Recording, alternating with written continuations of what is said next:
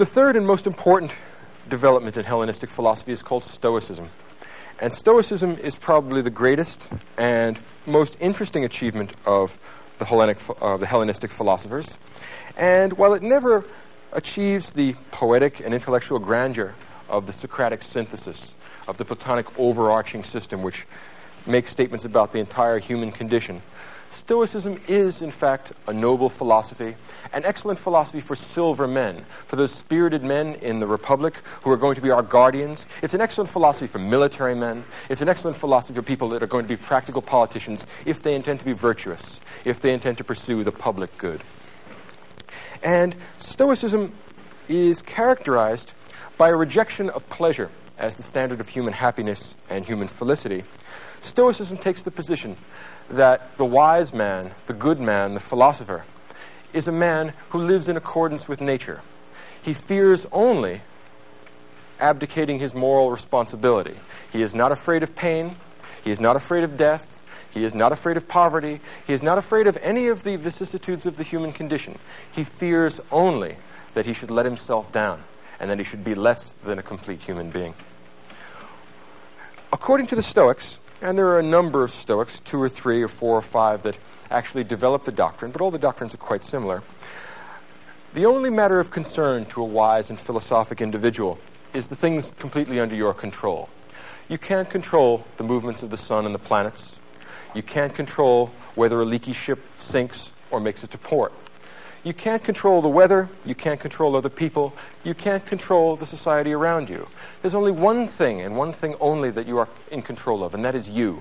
Your will, your intentions, yourself. In other words, the wise man, the truly philosophical man, is the man who is entirely in control of his own soul, who takes utter and complete moral responsibility for his actions, and is indifferent to everything else, not because he doesn't care about other people, not because he doesn't care about the felicity of the entire human species, but because it's not under his control.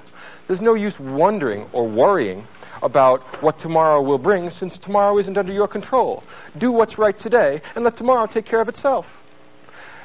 The Stoic philosopher is the man who has liberated himself from fear. He's not afraid of death.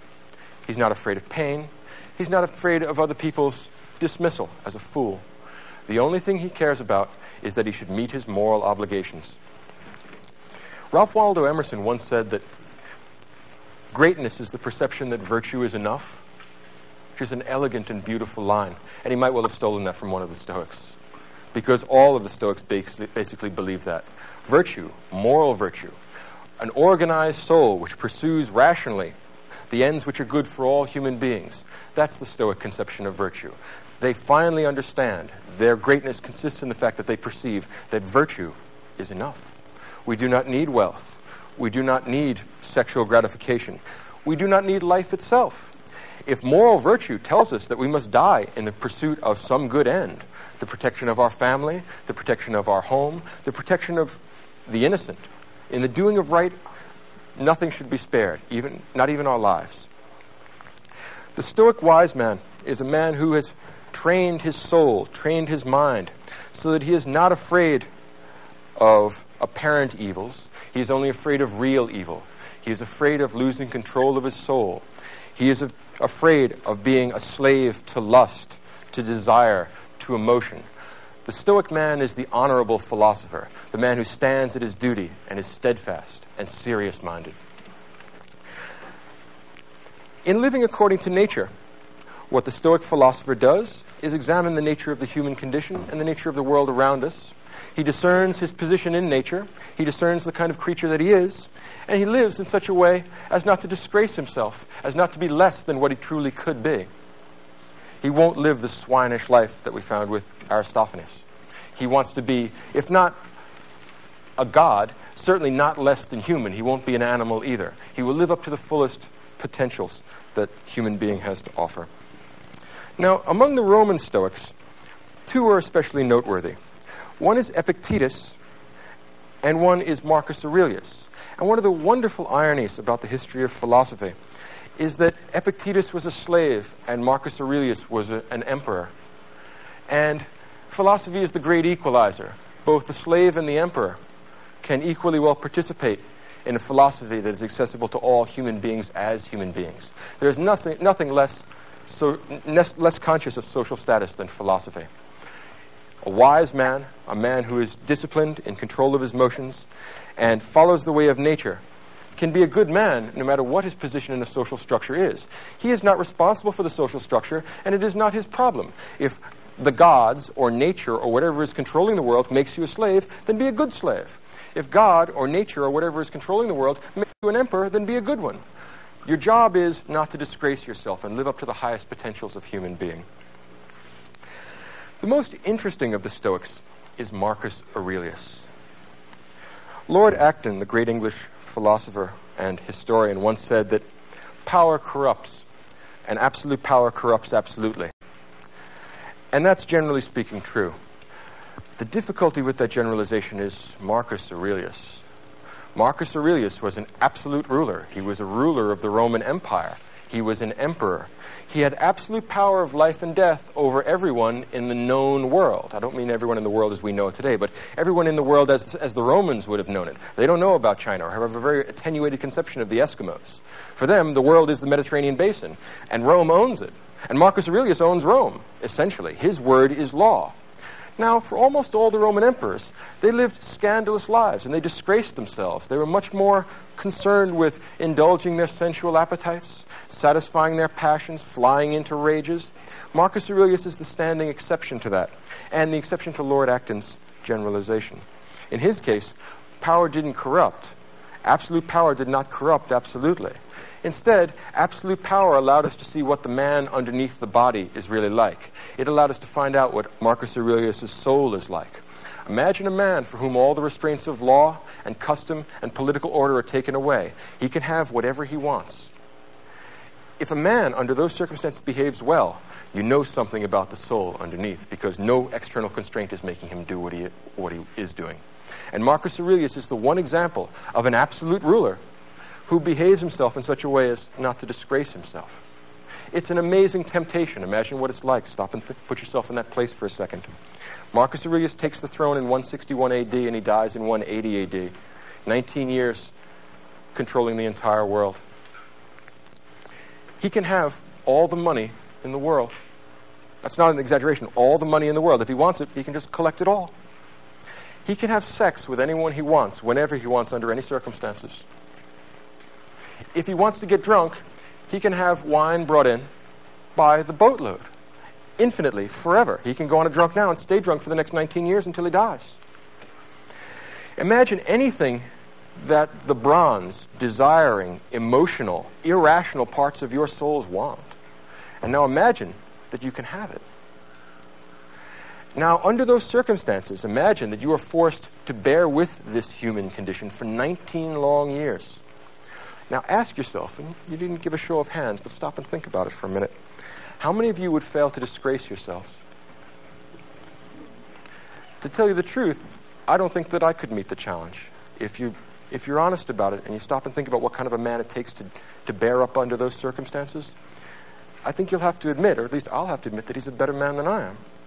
And that in this respect, over the centuries, Marcus Aurelius serves as a standing reproach to our self-indulgence, a standing reproach to the idea that we are unable to deal with the circumstances of human life. If you can deal with temptation at that level, I cannot imagine what is outside the human potential. And for the Stoics, we must remember that any virtue which is accessible to any human being is in principle accessible to all of us. We all have a rational nature which allows us to control our feelings, control our behavior, control our connection to other people. Compared to Marcus Aurelius, we have tiny little temptations. We're tempted to steal a little thing. We're tempted to cheat on our income taxes. We're tempted to cheat on our spouses. Marcus Aurelius has that sort of temptation magnified 1,000-fold. And he consistently does good stuff. Stop and think about this for a minute. This is no common man. This is not like the rest of us. And I don't know how he did it. Maybe he did it through philosophy, but, well, it remains to be seen. Marcus is the last of the good emperors. He's the last of the Antonine emperors. And the emperors that come before him are, generally speaking, okay. They're not as bad as the ones that come after. But Marcus is perhaps the greatest of the Romans, the noblest of the Romans. When old-fashioned writers talk about Roman virtue, what they have in mind is Marcus Aurelius, a man who does what he ought to do regardless of circumstance. Tough Roman virtue. He's not afraid of being dead. He's not afraid of being in pain. He's not afraid of having people laugh at him. He's only afraid of doing what's wrong. He's only afraid of making chaos of his soul. Why? Because his soul is the only thing he's completely in control of. It's the only thing he's responsible for. And the rest of it is a matter of indifference to him. He'll certainly try and perform his function as emperor in the best way he possibly can. But there are Germans at the border, and should they succeed in winning this war, he did the best he could. He has no reason to feel guilty. He has no reason to feel that this is a difficulty. If, for some reason, he gets sick, well, sickness is part of human life. You accept it as it is, you deal with it the best you can, and then you move on. In other words, Marcus Aurelius intends to live a life in which he will not have to feel guilty about anything. And he succeeded in doing that under the most trying possible circumstances. Again, put yourself in a position where you can have anything you want, and no one can stop you. No matter how evil, no matter how depraved, no one can stop you because your word is law. Marcus Aurelius behaved himself for 19 years under those circumstances. It's a standing reproach to our self-indulgence. The kind of things that Marcus Aurelius writes are not meant for publication. Let's think about this a little further. Marcus wrote this manuscript without intending to have it published. After his death, he wanted to have it burned. Some philosophically inclined, bookkeeper, librarian, aide-de-camp, or whoever it is that picked this up, said, no, we just can't throw this out. We cannot lose the memory of such a great man, and we can't lose the sort of meditations that he created. He wrote a book called The Meditations, and it's a book to himself that's not intended to be published. What sort of a man writes a book to himself? Well, what sense does that make? Think about it. The nature of a book is communicating something, and we would think we would communicate it to some reader. But this is not going to be published. It's written to himself. What makes a man write a book to himself? And there's a very deep answer, I think, here. Marcus Aurelius writes a book to himself because he's the loneliest man in the world. He has no friends because he has no equals. Think about a man breaking himself on the rock of an impossible virtue. He has no equals. Everyone he talks to wants something from him. He is the emperor of everything in the world. He owns it all. Everything he says immediately gets done. He has absolute life and death power over everyone. So anytime he's in the throne room, he's having an audience, someone comes in from some part of the empire, they're always here for some reason, and they're always here because they want something from him. And all Marcus wants to do is live a philosophical life. But he happens to have had the misfortune to be born the emperor of Rome. What a pity. So he has to deal with these self-centered, swinish people all the time, and it's his responsibility to do good for them, to give them justice, to give them both examples of virtue and virtuous laws and virtuous decisions. And the weariness of it gets to him after a while. The book that he's written, The Meditations, is shot through with a kind of philosophical melancholy that is extremely moving, despite the stoic content of what he's saying. In other words, oddly enough, there are very few books in the world which generate more pathos, which create more of a sense of pity for a person reading this than this book. He's writing a book to himself because he has no one else to talk to. And what kind of things does he write in the book? Moral maxims. I mean, he has 2 or 3 ideas. It's about 100-odd pages, but he says essentially the same thing again and again and again. Why? He has nobody to talk to, so that limits the scope of his conversations.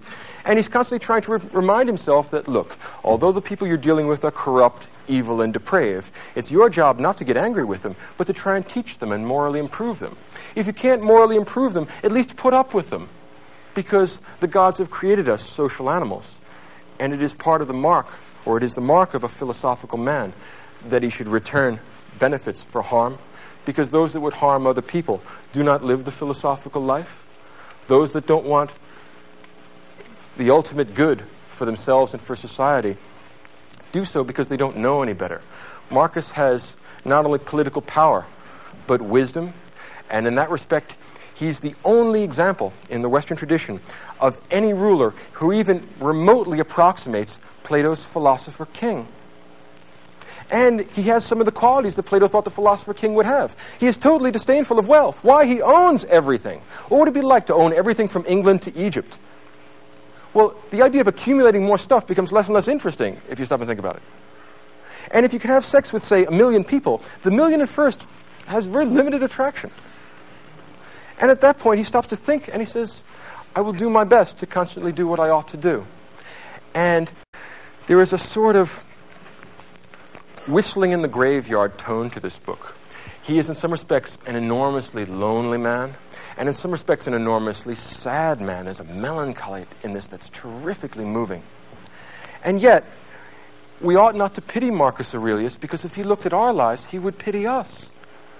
Pathetic creatures that we are, we don't even meet his standard of virtue, and we're pitying him. Think about the irony of that. He said, well, I'd pity you back if I didn't think that was disrespectful.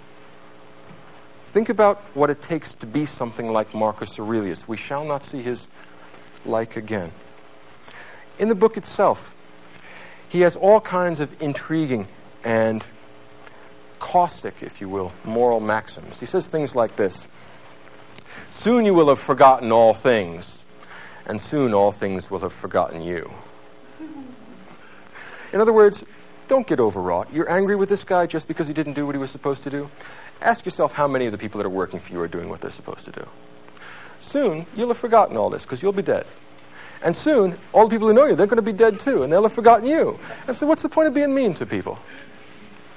Now imagine the kind of philosophical self-restraint we're talking about here. This is a guy who can chop everyone's head off if he gets sufficiently angry, so he never does.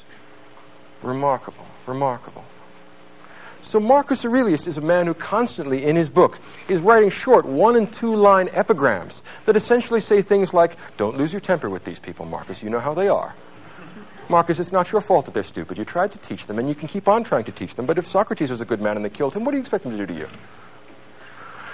On the other hand, Marcus Aurelius is willing to rule the Roman Empire for the same reason that the Platonic philosopher king is. If he gives up, somebody worse is going to take the job, and you know what happens then, right? He'd much rather just go home and read his books. He doesn't want to listen to this stuff.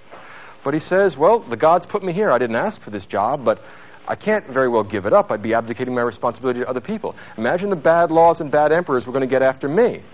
Well, should I give the job up now or stand here until the gods are good enough to relieve me of my post? In fact, that's the metaphor he uses all the time. The gods have put you on guard over the Roman Empire. Everyone else is sleeping. Stay where you are and stay awake, elsewise God knows what's going to happen. Marcus Aurelius is constantly whistling his way through the graveyard, trying to tell him that this is a very happy life, that he loves being a philosopher, and he particularly loves the particular portion of reality the gods have assigned to him.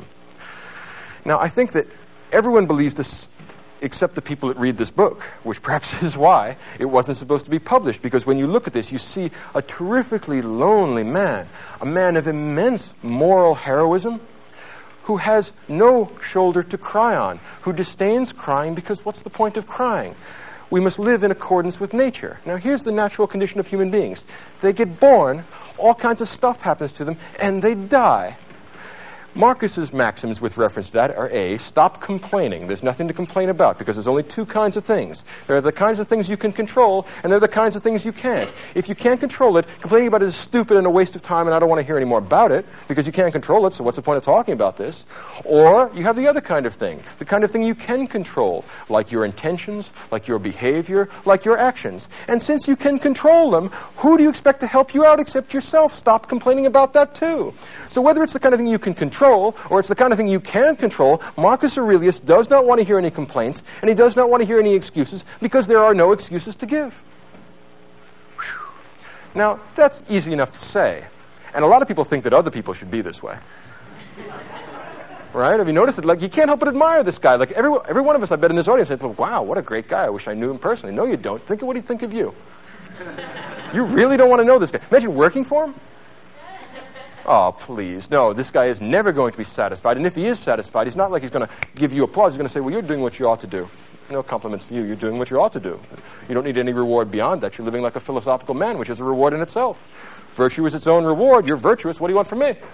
Back to work. And, of course, if you're not virtuous, you are pretty much what he expects human beings to be, you swine. And what's unnerving about this is that there's not the slightest taint of hypocrisy in it. He not only says this stuff, he acts this stuff. He not only talks the talk, he walks the walk. He does it. And he does it under worse, more difficult circumstances than you fail to do it. and yet he still likes us. In other words, he still go out of his way to help us out. If he were the judge in a court of law, he would still give us justice, even though we have done nothing to deserve it. As a matter of fact, what is it what's the line from Hamlet? If we gave every man his deserts, who would escape a whipping? Marcus Aurelius would. That's part of the problem with Marcus Aurelius. There's nothing quite like this guy in the whole history of the world.